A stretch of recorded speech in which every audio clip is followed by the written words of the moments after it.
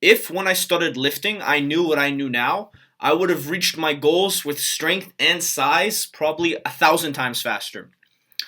But as you lift, you learn more, and so now I'm going to share with you 5 things that I wish I knew when I started lifting. These tips are in order of importance. So, number one, the most important thing you should be doing is you need to eat to gain weight. Because I was a skinny guy. It's a different story if you start out really obese. But if you were a skinny guy like me, I'll put some pictures on the screen. If you want to get big, you want to get buff, you want to be jacked, you need to eat to gain weight. There's literally no way around it. Because there's no such thing as a jacked 150-pound person. If you're average height and you want to be buff, you need to slowly bulk to 160, 170, 180. You need to put the mass on. Don't be worried about fat gain. Fat is easy to lose. It's the muscle that's hard to gain. When I first started, I didn't know that I had to be gaining weight, and this caused me a lot of problems. Not only with size, but with also strength gains. I was plateaued at 115 pounds on bench press, which it's not even a plate. That's how bad my eating habits were. I thought it was a problem with my programming. I thought I had to switch programs, but I just had to eat more.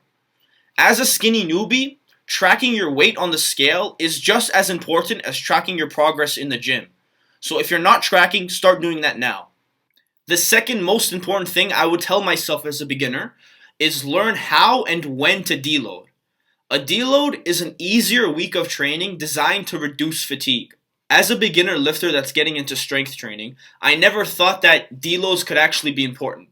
I thought that if I want to reach a strength goal that's up here, I just need to keep working harder and harder until I reach it. But after some huge plateaus, I finally experimented with deloading and I got way, way, way stronger. The reason deloads are so important is because fatigue accumulates over time. You need these easy weeks every once in a while to get rid of fatigue, and you'll have so much less plateaus. The third most important thing I would tell myself as a newbie is that you don't need to do too much in the gym. You just need to do a few things very well. As a beginner or intermediate lifter, as any lifter really, it's more important to focus on quality rather than quantity. When I started, I was doing way too much. I was in the gym every day for multiple hours when I could have made the same gains with just 1 hour workouts like 3 times per week. I remember I would do 5 sets of every exercise with low rest periods. It would feel like I was working very hard, but in reality I was just doing cardio. I could have done less sets, pushing the muscle harder, and made more gains. As a beginner to the gym, all you need to focus on is hitting the basic compound movements with good form. And if you have energy after, do your isolations, your bicep curls, side raises, whatever. It's very, very simple.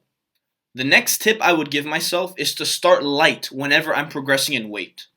As a newbie, you're probably going to be doing lots of linear progression, adding 5 pounds every week or adding a few reps every week to your lifts.